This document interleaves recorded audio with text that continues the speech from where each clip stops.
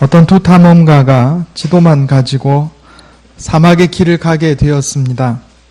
가는 도중에 폭풍우를 만나게 되어서 그것을 피해서 마침 근처에 있는 굴 속에 들어갔습니다. 사막의 폭풍우라는 것이 무서워서 이 모래로 이루어진 지형도 바꿔버리고 또 길도 사라져버리고 그러기가 쉽상이라 그럽니다. 폭풍우가 지난 후에 굴 밖으로 나와 보니까 길도 없어지고 지형도 달라지고 어디가 어딘지 방향을 잃어버리고 말았습니다. 그 중에 한 사람이 지혜가 있어서 우리 여기서 헤매지 말고 밤을 기다려 보세. 이래가지고 해가 지고 어두워져서 하늘을 바라보니까 별들이 나타났습니다. 별자리를 보고서 정확하게 방향을 찾아서 목적지까지 찾아갈 수 있었다 하는 겁니다. 우리가 세상에서 살다 보면 실망과 괴로움과 절망뿐일 때가 많이 있습니다. 내 삶의 주변이 마치 폭풍우가 휩쓸고 지나간 것처럼 엉망이 되고 내가 가야 할 길도 사라진 것 같이 보이고 헤맬 때가 있다 하는 겁니다. 사막과 같은 세상에서 어떻게 하면 우리의 길을 찾을 수 있는가? 오늘 우리에게 주시는 하나님의 말씀은 위의 것을 찾으라 이렇게 말씀합니다. 위의 것을 찾으라. 땅의 길을 잃어버렸을 때 어디가 길인지 어디로 가야 할지 방향을 잃어버렸을 때 마치 여행자들이 밤하늘에 별자리를 보고서 올바른 방향을 찾아가는 것처럼 우리 인생의 길을 잃어버린 것 같을 때 위의 것을 찾으라 이렇게 말씀합니다. 오늘 골로새서 3장 1절에서 17절까지의 말씀을 한마디로 요약하면 위의 것을 찾으라 이렇게 말할 수가 있습니다. 골로새서 3장 1절 2절에 너희가 그리스도와 함께 살리심을 받았으면 위의 것을 찾으라. 거기는 그리스도께서 하나님 우편에 앉아 계시느니라. 위의 것을 생각하고 땅의 것을 생각하지 말라 그랬습니다. 그러면 위의 것을 찾는다는 것이 무엇인가? 그걸 한번 몇 가지 살펴보도록 하겠습니다. 첫째로 어려울 때 하나님을 바라고 의지하는 것이 위의 것을 찾는 겁니다. 따라해 보겠습니다. 어려울 때 하나님을 바라고 의지하라.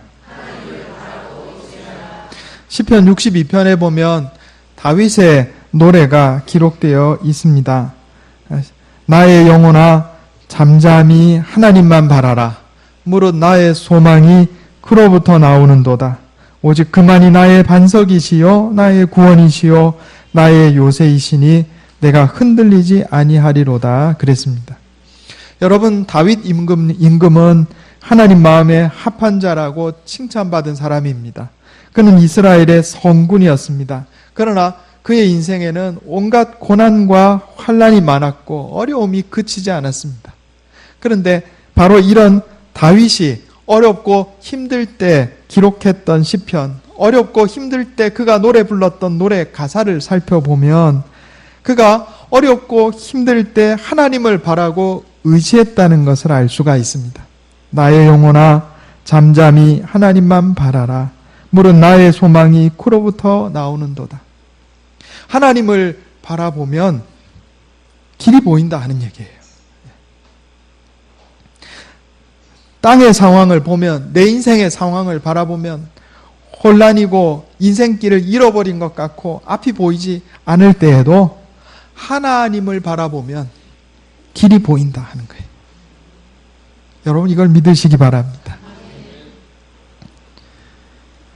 여러분 내가 어렵고 힘들 때 하나님께서는 나 혼자 두지 않으십니다. 하나님 나를 지켜보고 계시단 말이에요.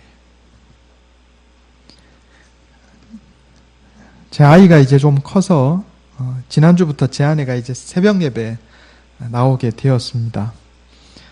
제가 결혼은 늦게 하지 않았는데 아이가 늦었어요. 그래서 이제 애가 7살인데 그동안 제 아내가 새벽 예배를 그렇게 나오고 싶어 했는데 말렸어요, 제가. 그 아이 중간에 일어났는데 엄마도 없고 아빠도 없고 이 충격받으면 이거 평생 간다. 그러니까 당신 좀 힘들어도 집에서 기도하고 아이 클 때까지만 좀 참아라 그랬어요. 근데 이제 아이가 커서 이제 말도 잘하고 또 얼마 전에 집에 이 051 그 일반 전화를 놨어요. 인터넷 전화는 이게 자꾸 끊겨가지고 믿을 수가 없어요. 그래서 일반 전화도 놓고 전화기도 하나 새로 장만해서 아이를 가르쳤습니다. 그래서 입력을 해놨어요. 1번을 꾹 누르면 이제 아빠, 2번을 꾹 누르면 엄마, 3번 할아버지, 4번 할머니. 그래서 이제 아이한테 교육을 시켰어요. 너 집에 혹시 혼자 있게 될 때 겁나고 하면은 1, 2, 3, 4번 중에 아무거나 눌러라. 그러면 아빠, 엄마, 할아버지, 할머니한테 전화가 가니까 걱정하지 마라. 그리고 엄마, 아빠 새벽에 교회가 있을 때 혹시 일어나더라도 겁내지 말고 전화하면 5분이면 달려간다. 이렇게 이야기를 했어요. 캄캄한 밤에 혼자 일어나도 결코 내가 혼자 있는 게 아니다. 엄마, 아빠 바로 옆에 있다. 바로 달려갈 수 있다. 요걸 교육을 시킨 거예요. 그러니까 아이가 요 한 일주일 해봤는데 잘 자요. 오늘 아침에도 애기 놓고 저희가 먼저 교회 나왔는데 아침에 전화가 왔어요. 전화가 와서 제가 또 전화도 받고. 여러분, 우리는 혼자가 아닙니다. 하나님이 나를 불꽃 같은 눈으로 살펴보고 계신 줄 믿으시기 바랍니다. 어려울 때 하나님을 찾으시기 바랍니다. 힘들고 괴로울 때, 인생에서 길을 잃어버렸다고 생각될 때 하나님을 바라보시기 바랍니다. 땅을 보면 길이 안 나와요. 하늘을 봐야 길이 나오는 겁니다. 그러므로 위의 것을 찾으라 하는 것은 어렵고 힘들 때 하나님을 바라보고 하나님을 의지하는 것이다 하는 겁니다.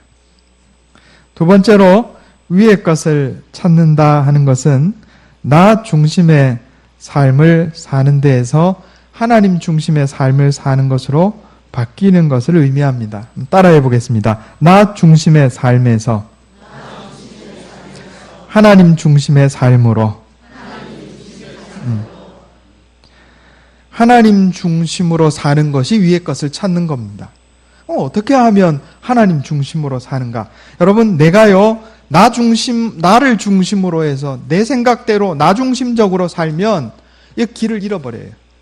그러나 어렵고 힘들 때 내 인생이 혼란하고 길 잃어버렸다고 생각될 때 그때마다 하나님 중심의 삶을 살자 하고 계속 그렇게 하나님 중심으로 살기 위해서 노력하면 길이 보인다고요.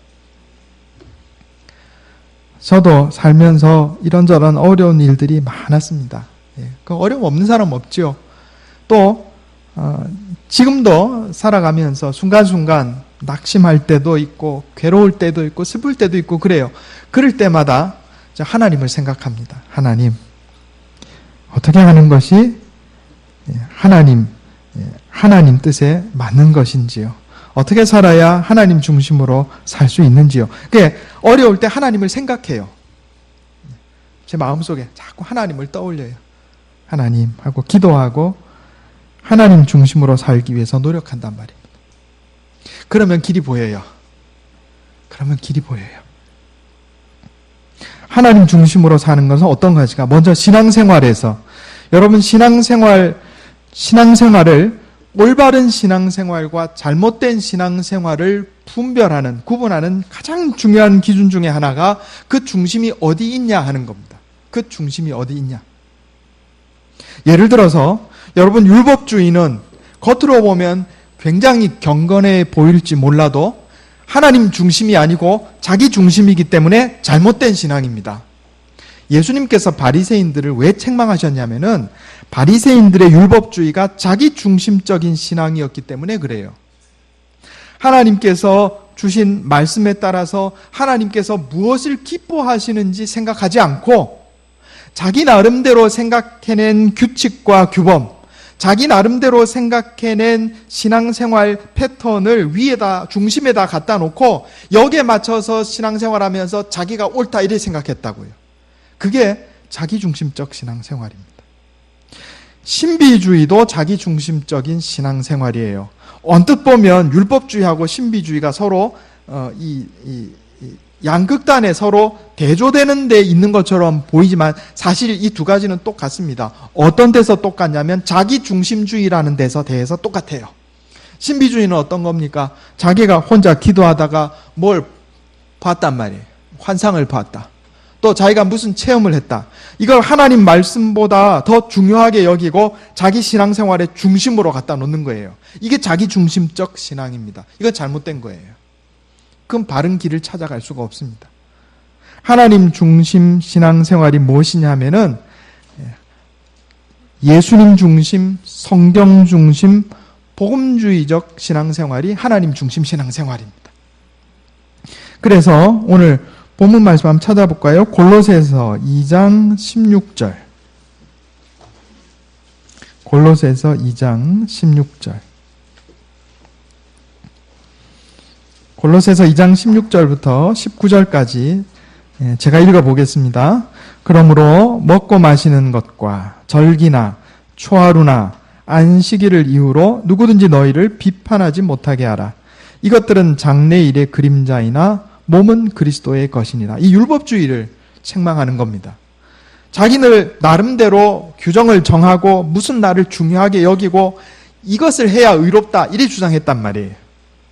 그런데 이것들은 장래일의 그림자다 하는 겁니다. 그리고 우리 몸은 그리스도의 것이다. 예수님 중심으로 신앙생활해야 올바른 신앙생활이라는 겁니다. 아무도 꾸며낸 겸손과 천사 숭배를 이유로, 자, 천사 만났단 말이에요. 자, 기도하다가 천사 만났다. 예, 천사를 숭배해요. 또 그가 그 본 것에 의지하여 그 육신의 생각을 따라 헛되이 과장하고, 내 기도하다가 뭐 봤단 말이에요. 자기가 뭐 봤다 하는 것을 헛되게 과장한단 말이에요. 머리를 붙들지 아니하는지라. 머리가 누구예요? 예수님. 예수님 중심으로 신앙생활하는 것, 그리고 하나님 말씀 중심으로 신앙생활하는 것, 이게 하나님 중심 신앙생활이에요. 무슨 자기가 기도하다가 뭐 봤다, 성경에 안 나오는 거, 안 나오는데도 불구하고 기도하다가 뭐 봤다, 무슨 체험했다, 이걸 앞에 세우고 또는 자기 나름대로 세운 어떤 규칙, 여러분, 교회 주의를 지키는 것도 중요하고 하나님 앞에 예물 드리는 것도 중요하고 다 중요합니다. 이런 규칙들이 있어요. 교회에서 신앙생활하는 규칙들이 있다고요. 그게 중요하지 않다는 얘기가 아닙니다. 그런데 이런 것들만 지키면 마치 내가 의로워지는 양 착각하고 정말 하나님께서 중요하게 여기시는 것, 이웃을 사랑하고 관용하고 용서하고 다른 사람을 품고 내가 낮은 자세로 다른 사람을 섬기고 이런 것들은 뒤로 제쳐놓는단 말이에요. 그게 자기중심적 신앙생활, 잘못된 신앙생활입니다. 우리 주님 예수님께서 마태복음 23장에서 화 있을진저 외식하는 서기관들과 바리새인들이여, 너희가 박하와 회향과 근체 11조는 들이되 율법에 더 중한 바 정의와 긍휼과 믿음은 버렸도다. 집 앞에 텃밭에 가꾸는 채소 그거 수확해가지고 거기도 정확하게 10분의 1 나눠가지고 하나님 앞에 11조 드렸단 말이에요, 바리새인들이. 그런데 정말 하나님께서 원하시는 게 뭐였어요? 정의로움, 다른 사람을 불쌍하게 여기는 마음, 그리고 믿음, 이걸 버렸단 말이에요. 하나님 말씀 중심, 그리스도 중심 신앙생활을 한 게 아니고 자기 나름대로 세워놓은 규칙에 따라서 신앙생활하면서 정말 중요한 하나님 말씀 지키지 않고 자기중심적으로 신앙생활했어요. 이거 그릇된 신앙생활이다 하는 겁니다.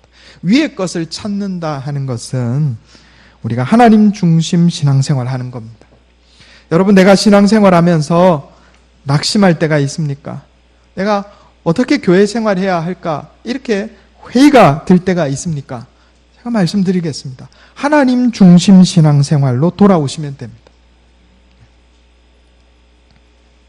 두 번째로, 일상생활에서 우리가 하나님 중심의 삶을 살아야 합니다. 오늘 본문 말씀은 땅에 있는 지체를 죽이고 새 사람을 입으라, 이렇게 말씀합니다. 따라해 보겠습니다. 땅에 있는 지체를 죽이고 새 사람을 입으라.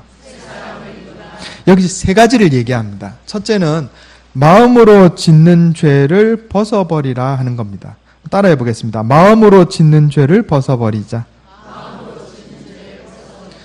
우리가 마음으로 짓는 죄가 있는데 이 마음으로 짓는 죄를 벗어버리고 하나님 말씀에 따라서 바른 마음으로 살아가는 것이 위의 것을 찾는 위의 것을 찾는 삶이고 하나님 중심으로 사는 삶이에요.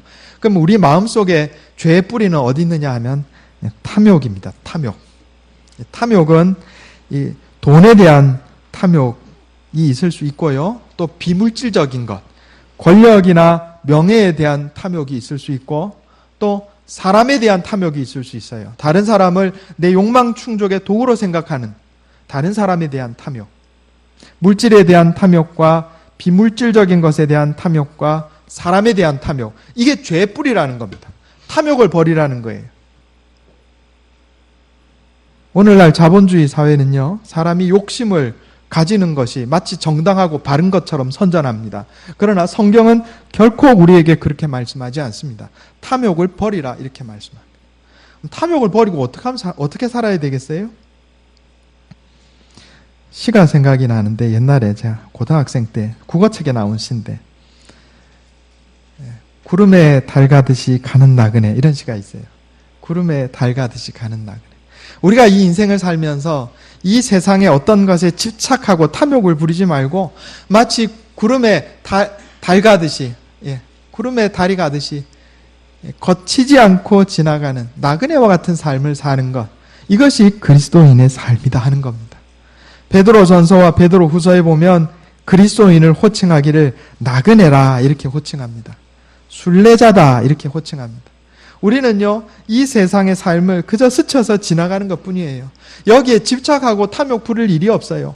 돈에 집착할 것도 없고 권력이나 명예에 집착할 것도 없고 사람에 집착할 것도 없어요. 거기에 집착하는 것 자체가 나 중심적으로 사는 겁니다. 하나님 중심적으로 살면 탐욕에서 벗어나는 거예요. 두 번째로 입으로 짓는 죄에서 벗어나라. 오늘 이렇게 본문 말씀에서 말씀합니다. 분함과 노여움과 악의와 비방과 부끄러운 말과 거짓말을 버리라 이렇게 말씀합니다. 우리가 왜 입으로 죄를 짓냐 하면은요, 내 중심적으로 생각하고 내 중심적으로 살아서 그래요. 자꾸 나를 중심으로 해서 살려고 하고 나를 중심으로 해서 생각하니까 자꾸 입에서 죄가 나오는 거예요. 다른 사람을 비방하고 분내고 노여워하고 부끄러운 말, 더러운 말, 거짓말하는 거 다 자기 중심적인 거란 말이에요. 하나님 중심으로 살면 이 입으로 짓는 죄에서 벗어나는 겁니다. 그러니까 우리가 늘 기도해야 돼요. 하나님, 내 입에 문지기를 세워주셔서 더러운 말들, 악한 말들 내 입에서 나오지 못하게 해주시고 그저 하나님 내게 허락하시는 말만 하게 해주시옵소서. 세 번째는 육체적인 죄입니다. 오늘 본문 말씀에 특별히 음란과 부정에 대한 이야기가 나옵니다. 이거 다 옛사람의 행위다 하는 겁니다. 골로새서 3장 16절 말씀에 그리스도의 말씀이 너희 속에 풍성히 거하게 하라 그랬습니다. 여러분, 하나님의 말씀이 내 마음속에 풍성하게 거하면 우리가 죄에서 벗어날 수 있는 힘이 생깁니다. 내 중심적으로 살지 않고 하나님 중심적으로 살 수 있는 힘이 생겨요. 하나님의 말씀이 우리 마음속에 풍성하게 거하게 해야 합니다. 이게 중요해요. 그래서 여러분, 주일날 교회 나와서 우리가 하나님께 예배드리고 또 하나님의 말씀을 듣고 수요일날 교회 나와서 성경 공부하고 새벽에 주님 앞에 나와서 하나님의 말씀을 읽고 듣고 이게 굉장히 중요합니다. 그래야 우리가 힘이 생겨요. 밥을 먹어야 몸에 힘이 생기듯이 하나님 말씀이 내 속에 풍성하게 쌓여야 영적인 능력이 생겨서 탐욕의 죄로부터 벗어나고 입으로 짓는 죄에서 벗어나고 몸으로 짓는 죄에서 벗어날 수 있다 하는 겁니다.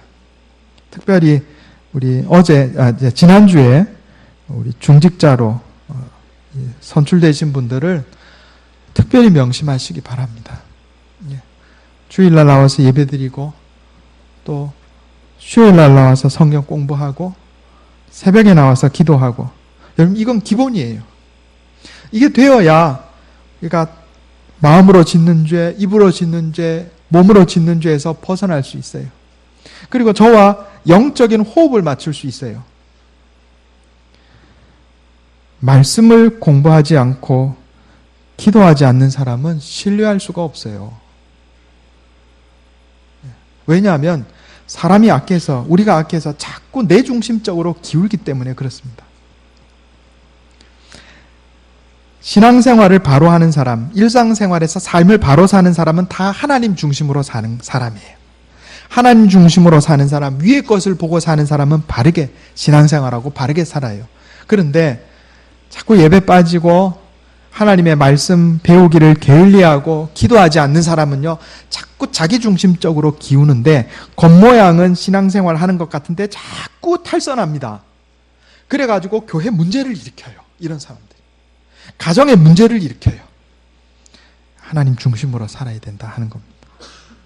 세 번째는 인간관계에서 하나님 중심으로 살아야 합니다.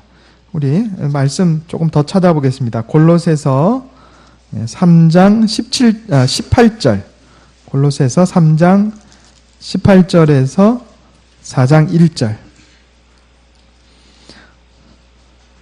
제가 한번 읽어보겠습니다. 아내들아 남편에게 복종하라. 이는 주 안에서 마땅하니라. 여기 주 안에서라는 말이 들어있어요. 그죠? 인간관계에서 하나님을 의식하는 겁니다. 자, 다시 말씀드립니다. 인간관계에서 하나님을 의식하는 겁니다. 따라해 보겠습니다. 인간관계에서 하나님을 의식하자. 네. 나와 다른 사람의 쌍방관계가 아니고 나와 하나님과 다른 사람이에요. 그러니까 부부관계에서도 아내들이 남편에게 순종하는데 이거를 나와 저 사람의 관계로만 보면 순종할 수 없어요. 지가 나보다 나은 게 뭐 있는데 내가 지한테 순종하냐 이런다고요. 그러나 하나님을 의식하면 하나님 말씀에 아내들아 남편에게 복종하라 이렇게 말씀하셨으니까 그래서 하나님 말씀에 어긋나는 것이 아니고 그저 좋고 싫음에 관계된 것, 기호에 관련된 것들 이런 일들은 그저 다 남편에게 순종해야 되겠구나. 이게 하나님 중심으로 사는 거예요. 남편들아 아내를 사랑하며 괴롭게 하지 말라.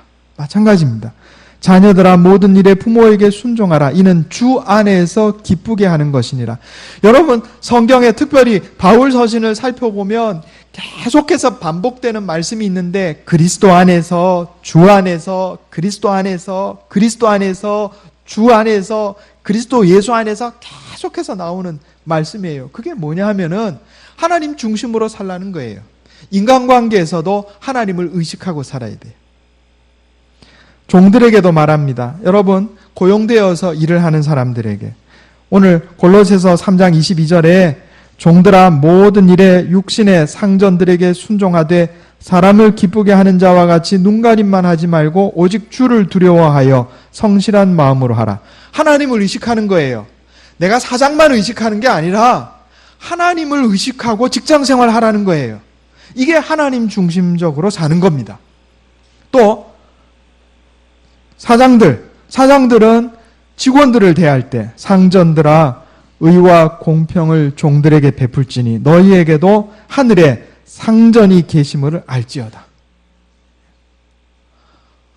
하나님이 회장님이라고 생각하고 살아야 된다 하는 거예요.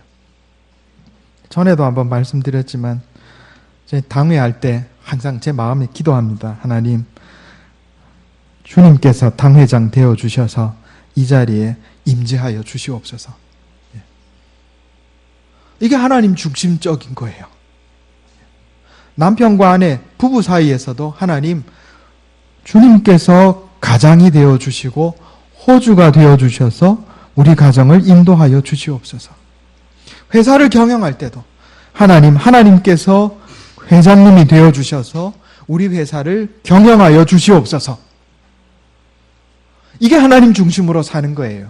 그렇게 살면 길이 보입니다. 지금 내 형편이 길이 사라지고 어디로 가야 할지 모르고 암담하고 모든 것이 혼란되어 있는 것처럼 보이세요? 여러분 그럴수록 신앙생활 또 직장생활 또 가정생활 인간관계에서 하나님 중심으로 살아보세요. 그러면 길이 보입니다. 왜냐하면 폭풍우가 쳤기 때문에 땅에는 길이 안 보이잖아요. 하늘을 보면 길이 보여요. 하늘에 길이 있다니까요. 그래서 위의 것을 찾으라 이렇게 말씀하는 겁니다.